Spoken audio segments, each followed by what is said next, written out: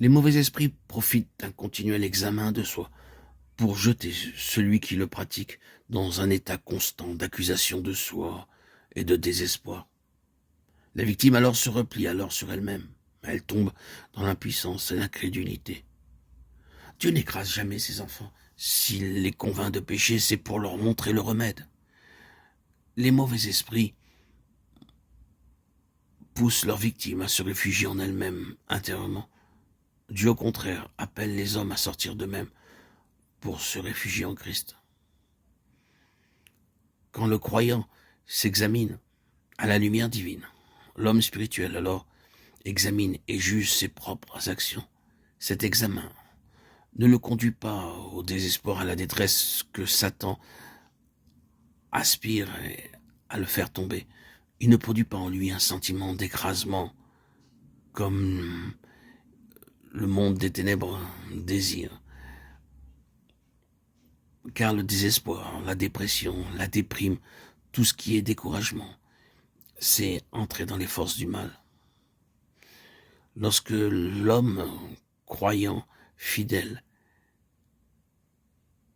fait une introspection, au contraire, cela doit le conduire à une prompte décision, à une action rapide.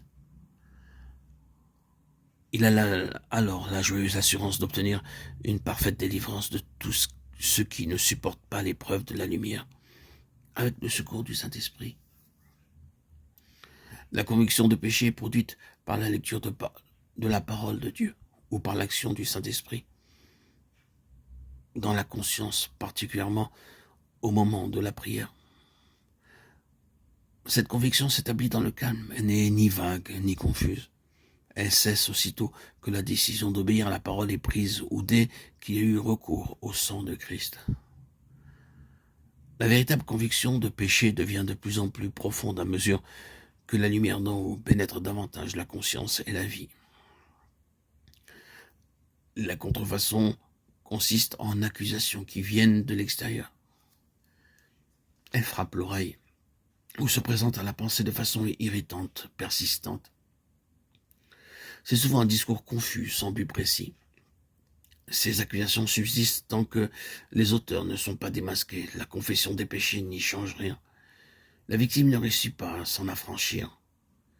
Le diable, par ces accusations, vient à faire tomber le fidèle dans le découragement, le désespoir, la détresse, la tristesse. Et là, il commence à gagner le jeu.